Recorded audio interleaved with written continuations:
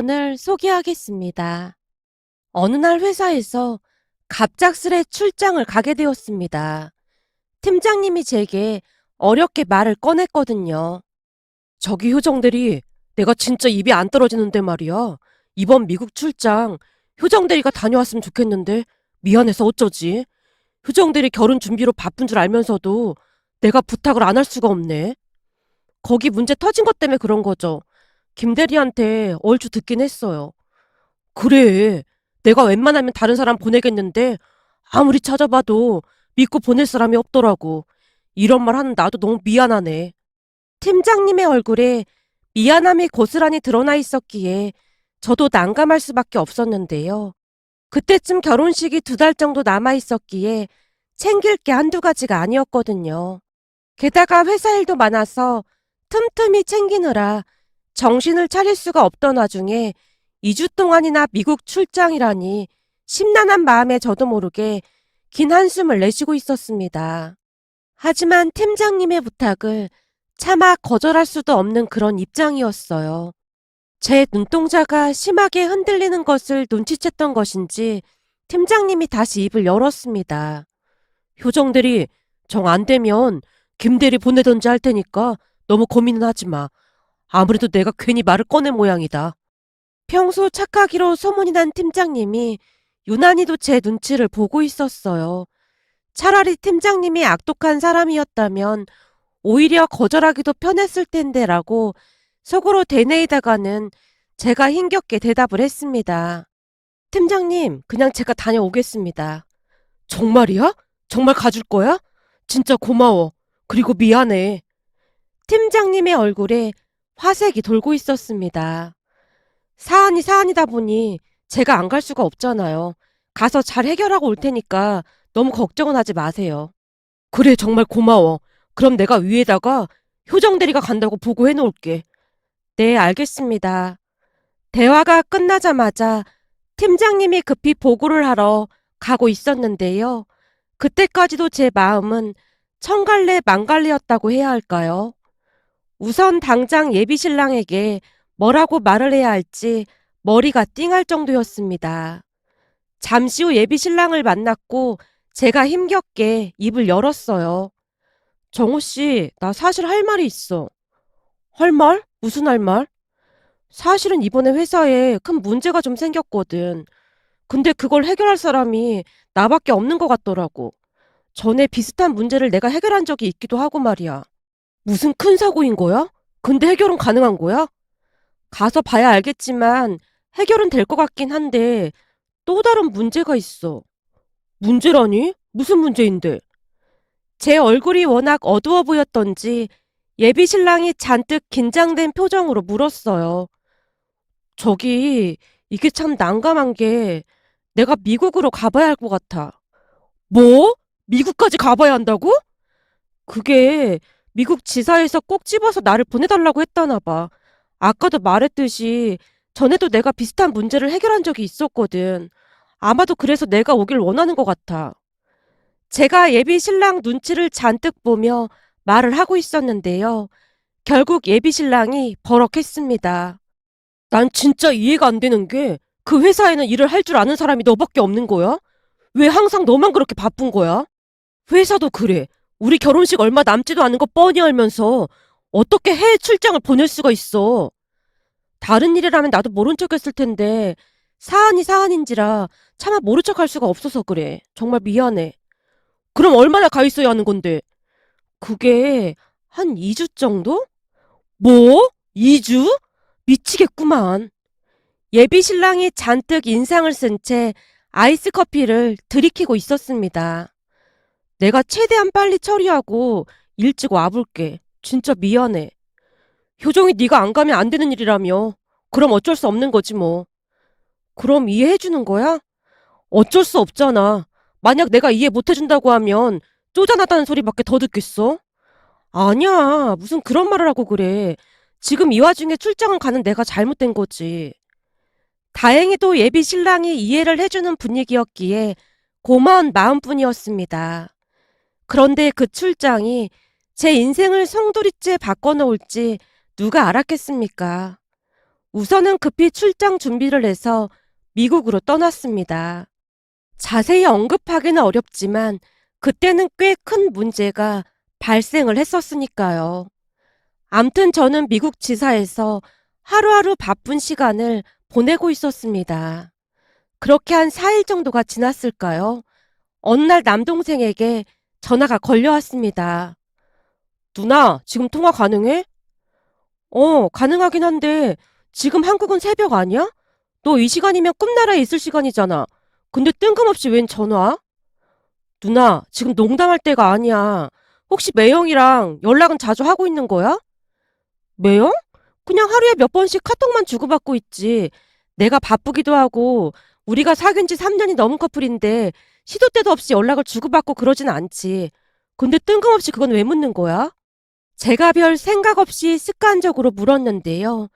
휴대폰에서 동생의 긴 한숨 소리만 들려올 뿐 한동안 정막만이 감돌고 있었어요. 아마도 그 순간 무슨 일이 일어났다는 것을 직감했던 것 같습니다. 잠시 후 동생이 떨어지지 않는 입을 억지로 떼듯 말을 이어갔어요. 내가 웬만하면 이런 말 안 하려고 했거든? 근데 아무리 생각해봐도 이건 아닌 것 같아서 말이야. 그렇잖아. 누나가 지옥불로 들어가는 걸 그냥 보고만 있을 순 없잖아? 뭐? 그게 무슨 소리야? 내가 지옥불로 들어가다니. 제가 놀란 채 대묻던 순간 동생이 짜증스레 말을 꺼냈어요. 누나, 매형 원래 그런 사람이었어? 사람이 어떻게 그럴 수가 있어? 그게 무슨 말이야? 원래 그런 사람이라니. 둘이 사귄 지 3년이 넘었는데 누나는 진짜 모르고 있었던 거야? 아니면 이미 청첩장에 나와서 어쩔 수 없이 그냥 결혼하려고 했던 거야? 시우야, 누나가 알아들 수 있게 말을 해야지. 대체 무슨 일인데 그래? 그럼 누나는 진짜로 몰랐다는 말인 거지? 모르다니. 내가 모르긴 뭘 몰라. 그때쯤 뭔가가 심상치 않아 보였던지라 제가 다급한 목소리로 다시 묻고 있었는데요. 동생의 입에서 충격적인 말이 튀어나왔어요. 매형 여자 있는 거 진짜 몰랐어? 뭐? 여자? 여자라니 뭔 소리야? 순간 너무나 큰 충격을 받았던 나머지 제대로 이해를 하지 못했기에 오히려 제가 대묻고 있었어요. 한마디로 매형한테 누나 말고 다른 여자가 있단 말인 거지. 뭐? 여자가 있다니 말도 안 되는 소리를 하고 있어. 내 눈으로 똑똑히 봤어. 매형이 다른 사람이랑 있는 거. 그거야 회사 직원일 수도 있는 거잖아. 회식하느라 같이 있었던 것일 수도 있는 거고. 회식을 펜션에서 하나 봐. 그것도 단둘이. 뭐? 펜션? 그래. 사실 친구들이랑 제주도 여행 갔었거든. 근데 정말 다행이라고 해야 하나? 매형이 우리가 묵었던 펜션 바로 옆동에 묵고 있더라고. 그럼 혹시 그 사람도 널 본 거야? 당연하지. 조식 먹으러 내려갔는데 거기서 둘이 아주 다정하게 커피 마시면서 빵에 버터까지 발라서 먹고 있더라고.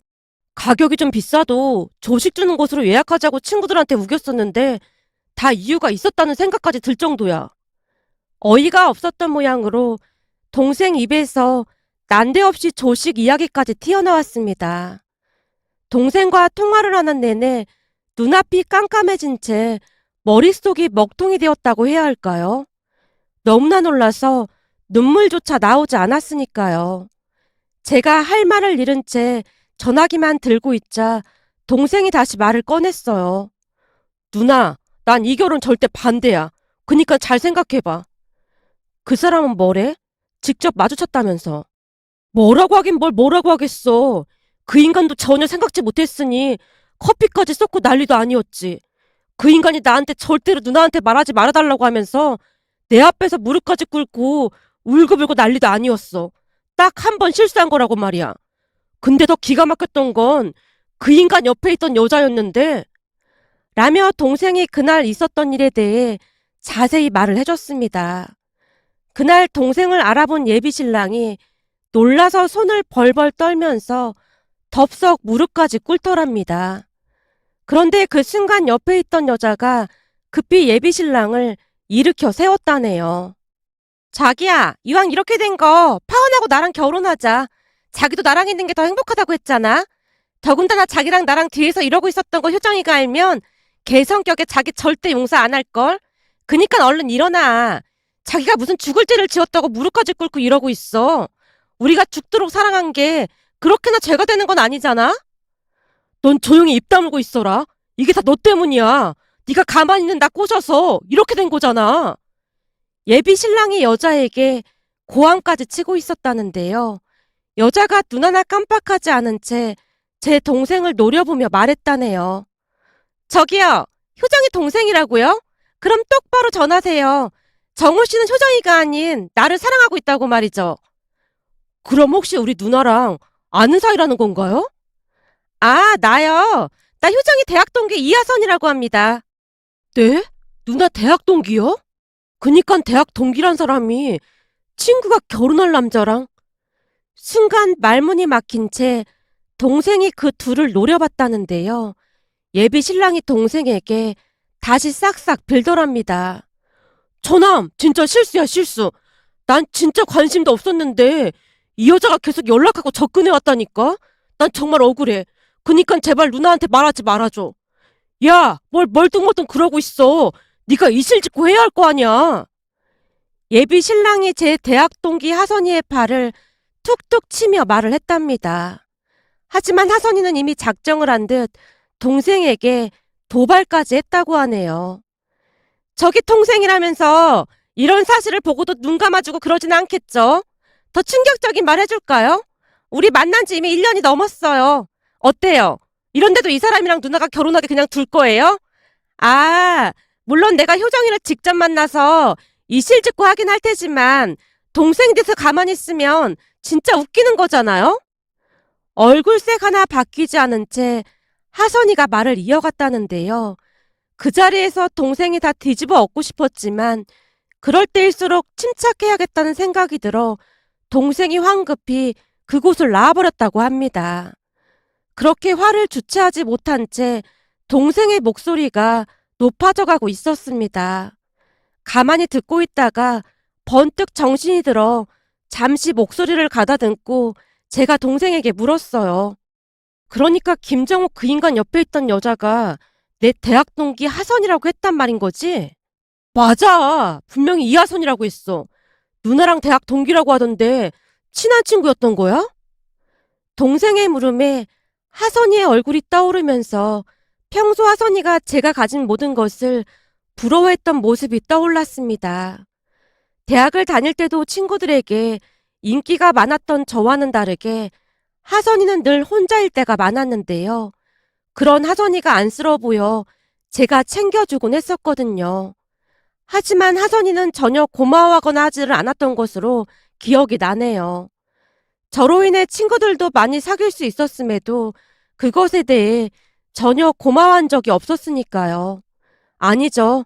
오히려 있지도 않은 말로 이간질을 하고 다녀서 제가 곤란한 상황에 처한 적도 있었습니다. 그때 당시 대학 선배가 저를 좋아한다고 고백을 한 적이 있었는데요. 제가 좋아하는 스타일도 아니었고 무엇보다도 저는 대학 때 남자친구를 사귀고 싶은 마음이 없었어요. 선배들 이야기를 들어보면 대학 때 사귀다 헤어지게 되면 곤란한 상황이 많이 발생한다고 들었거든요. 거기다 대학을 졸업하고 저는 바로 미국으로 유학을 갈 생각이었기에 괜히 곤란한 상황을 만들고 싶지가 않았습니다. 이런저런 이유로 저는 대학 때 절대 남자친구를 사귀지 않겠다고 다짐까지 했을 정도였어요. 그랬기에 선배가 제게 고백을 했을 때 정중하게 거절을 했습니다. 아마도 하선이가 그 선배를 좋아하고 있었던 모양으로 어느 날 저를 한 카페로 불러서는 다짜고짜 물었어요. 효정아, 용수 선배가 너한테 고백했다는데 네가 찾다는 거 정말이야? 어? 아, 그게 고백이라고 하기보다는 그냥 내가 마음에 좀 든다고 했던 것뿐이야. 그치만 난 대학 졸업하고 미국으로 유학 갈 예정이라 남자친구 사귈 여건이 안 된다고 잘 말했어. 용수 선배도 알았다고 했고 말이야. 내 주제에 누굴 차고 말고 할 것도 없잖아. 찬 게 맞네. 근데 용수 선배는 네가 왜 좋다는 건데? 그건 나도 모르겠어. 그냥 잠깐의 감정이지 않을까? 하긴 네가 워낙 나대니까 한번 꼬셔보려고 그랬던 걸 수도 있겠다. 어? 나대다니 그게 무슨 말이야. 내가 틀린 말 한 거 없잖아. 사실 나 엄청 나대잖아. 그래서 남자들을 좀 쉽게 보는 경향이 없잖아 있어. 원래가 남자들은 쉬워 보이는 여자한테 먼저 들이대기 마련이거든. 하선이가 불만 가득한 얼굴로 제게 쏘아붙이듯 말을 하고는 급한 일이 있다며 급히 어디론가 가는 듯해 보였습니다. 그런데 그 뒤 하선이가 이상한 소문을 퍼뜨리고 다녔다고 하네요. 그 바람에 선배들뿐만 아니라 동기들까지 저를 피했을 정도였으니까요. 어느 날 친한 친구 은채가 제게 물었거든요. 효정아, 그 소문 진짜야? 무슨 소문? 네가 용수 선배를 차버린 이유가 그 선배 집이 가난해서 그랬다는 소문 말이야. 뭐? 그게 무슨 소리야? 용수 선배 집이 가난하다니. 그럼 그렇지. 네가 그럴 사람이 아닌데 뭔가 이상하다 싶었어. 대체 무슨 말을 하는 거야? 지금 학교에 네가 용수 선배를 찬 이유가 가난해서 그랬던 거라고 소문이 파다해. 그래서 내가 소문의 출처에 대해 좀 알아봤는데 알고 보니 하선이 입에서 나온 말이라고 하더라고. 그 말에 기가 막힐 수밖에 없었는데요. 누가 보더라도 이간질이라는 생각밖에 들지가 않았습니다. 결국 머리 끝까지 화가 난 제가 과 동기와 선배들을 불러놓고는 하선이에게 이실직고 하라고 윽박까지 질러댔는데요. 그날 하선이가 말하길 사실은 자기가 용수 선배를 마음에 들어하고 있었는데 용수 선배가 저를 좋아하고 있다는 말에 질투가 나서 그랬다고 눈물 콧물까지 흘리며 몇 번이나 미안하다는 말을 했습니다.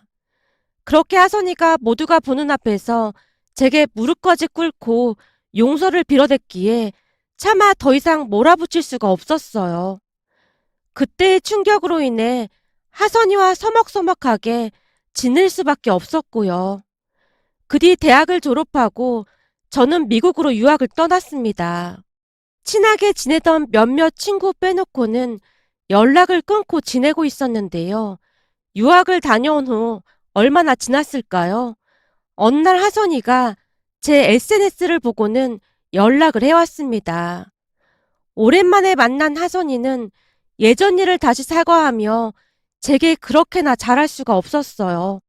저뿐만 아니라 저랑 친하게 지내던 친구들에게도 워낙 잘했기에 친구들도 서서히 마음을 열었고 같은 모임 멤버가 되었습니다.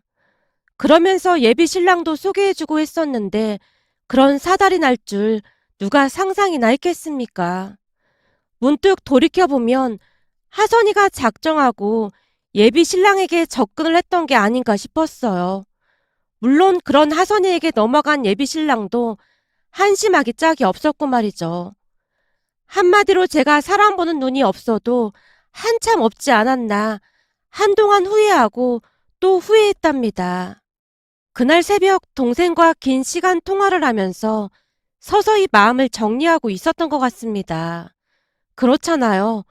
양다리를 걸친 상대가 모르는 사람이라고 해도 기가 막힐 노릇인데 하물며 제 대학 동창과 그랬다는 사실에 충격이 이만저만이 아니었으니까요. 사람 마음이라는 것이 참 간사했던 것이 분명히 정말 많이 사랑하고 있었음에도 한 번 마음이 돌아서니 차갑게 식어버린 채 아무런 감정도 느껴지지 않았습니다. 우선은 회사 일을 처리해야 했기에 마저 마무리를 하고 있었는데요. 그 사이 예비신랑, 아니죠. 전남친이라고 해야겠네요. 암튼 전남친이 제게 수시로 전화를 걸어왔습니다. 그 사건이 있기 전에는 시차가 맞지 않아 전화가 어렵다고 했던 인간이 언제 그랬냐는 듯이 연락을 해왔습니다. 제가 전화를 받지 않자 구구절절 문자까지 보내왔지만 나중에는 문자 메시지를 확인조차 하지 않았습니다. 마음 정리를 끝내고 나니 남이라는 생각만 들었으니까요. 그렇게 얼마 뒤 회사 일을 잘 마무리하고 입국을 했는데요. 제가 걱정됐던 모양으로 동생이 마중을 나와 있었습니다. 우선 그날은 시차 때문에 힘들기도 했기에 다음날 전남친과 하선이에게 만나자고 따로 연락을 했는데 제가 둘을 같이 불렀다는 사실을 전혀 모르고 있었습니다. 우선은 하선이와 약속 시간을 조금 빠르게 잡았기에 전 남친보다 하선이가 먼저 카페로 들어오고 있었는데요. 마치 승리자가 된 것 마냥 의기양양해하는 그런 느낌이었다고 해야 할까요? 제가 하선이에게 조용히 물었습니다. 이제 보니 이러려고 나한테 접근했던 거야? 이렇게 돼서 너한테 미안하긴 한데 정우 씨가 내가 좋다고 하는 걸 어쩌겠어. 결혼이 무슨 장난도 아니고 사랑하는 사람과 하는 게 맞는 거잖아? 하선이는 뻔뻔하게 그지없었습니다. 그런 하선이에게 제가 따지듯 물었어요. 사랑? 너 정말로 정우 씨를 사랑해서 그런 짓을 했다는 거야? 설마 나한테 복수하려고 그런 건 아니고? 그런 맘도 없잖아 있긴 했어. 근데 보면 볼수록 정우 씨가 아주 마음에 들더라고. 거기다 정우 씨가 아주 부자인 것도 마음에 들었고 말이야. 아, 네 목적은 거기에 있었던 거구나. 전혀 아니라고 말은 못하지. 사실 정우 씨가 차도 엄청 비싼 외제차 타고 다니고 입고 다니는 옷도 다 명품이잖아. 처음에는 그렇게 부자인 줄 몰랐는데 가면 갈수록 장난이 아니더라고. 그렇잖아. 돈 많은 남자 마다할 사람이 누가 있겠어. 그리고 정우 씨 말이야. 주식 투자를 해서 돈을 어마어마하게 벌었대. 우리 정우 씨가 투자 이런 데 얼마나 해박한지 모르지. 하선이가 한껏 비웃으며 신나서 말을 하고 있었어요. 그 모습에 제가 영혼 없는 대답을 했고요. 그렇구나. 주식해서 어마어마한 돈을 번 모양이네. 그럼 나한테 얼마나 자랑을 했었는데. 근데 넌 그런 부자 남자 놓쳐서 어쩌니? 너 설마 그 돈 때문에 정우 씨 용서하거나 그러는 거 아니겠지? 순간 하선이가 의심 가득한 눈빛으로 저를 노려봤습니다. 그런 수준 낮은 행동은 너나 하는 거고 난 돈 따위에 내 인생을 팔고 싶은 생각에 추호도 없으니까 그런 생각하지도 마. 그렇긴 하지. 넌 항상 그렇게 고상한 척해서 재수가 없긴 했어. 암튼 네 말은 정우 씨랑 헤어져 준다 그런 말인 거지? 당연하지. 근데 말이야. 내가 혹시나 해서 하는 말인데 그 주식이라는 것도 팔아야 돈이 된다는 건 알고 있는 거지? 혹여나 하루아침에 폭락하고 그러면 아무 쓸모도 없다는 것 정도는 알고 있겠지? 넌 내가 그렇게 멍청해 보이니? 나도 그 정도는 알고 있지.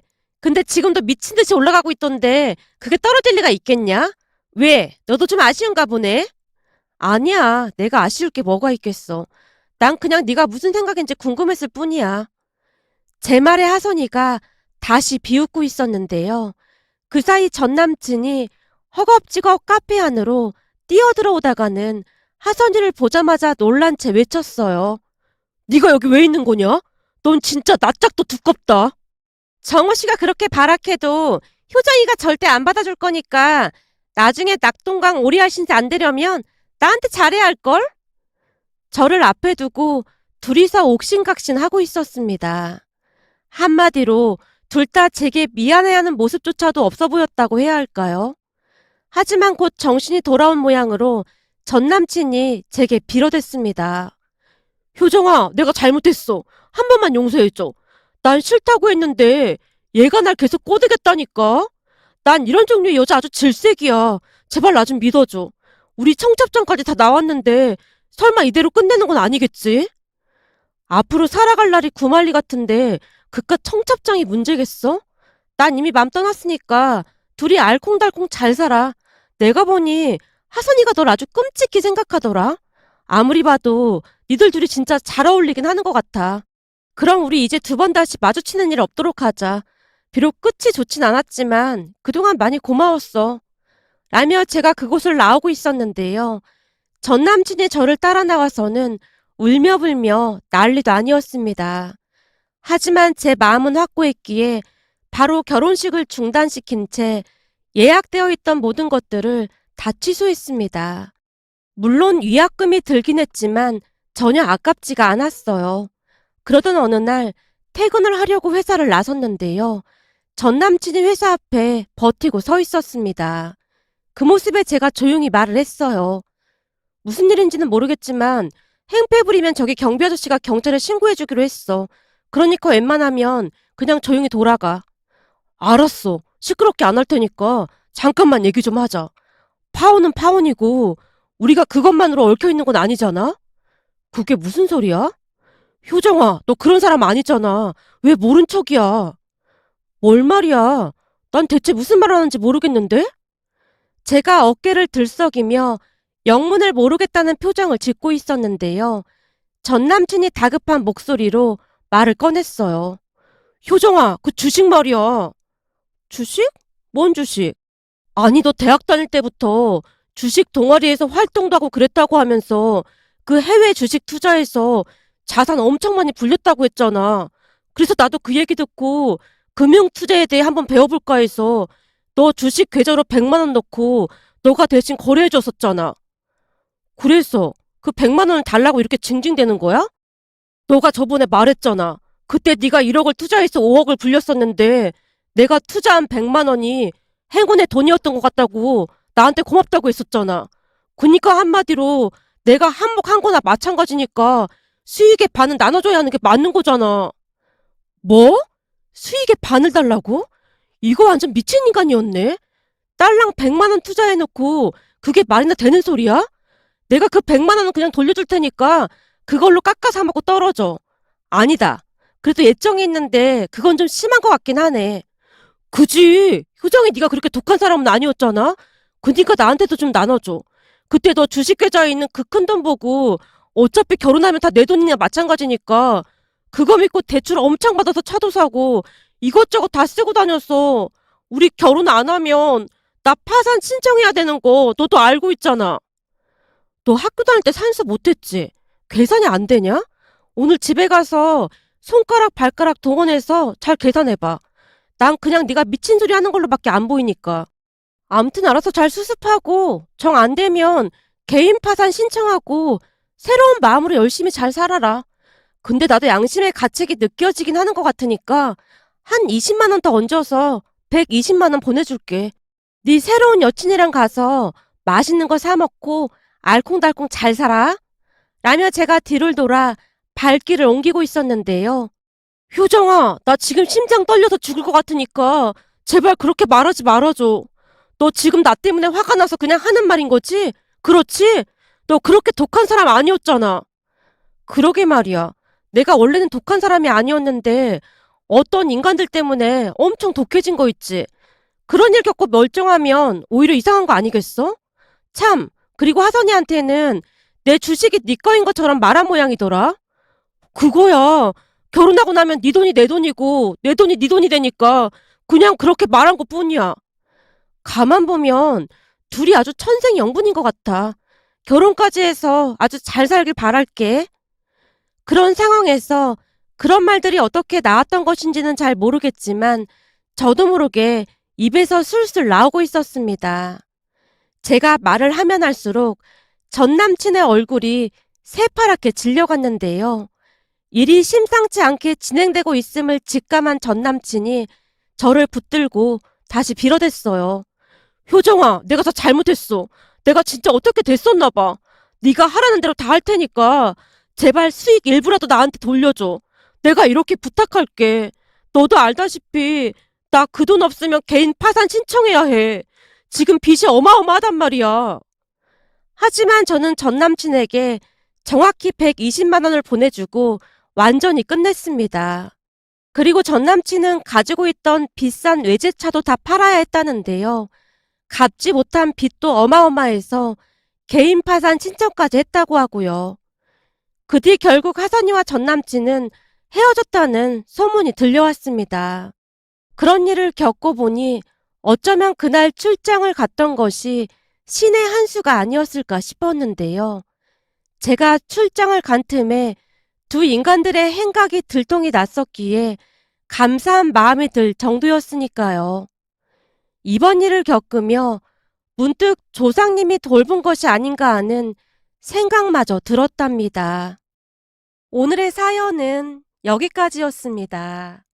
즐겁게 보셨다면 구독, 좋아요 부탁드립니다. 고맙습니다.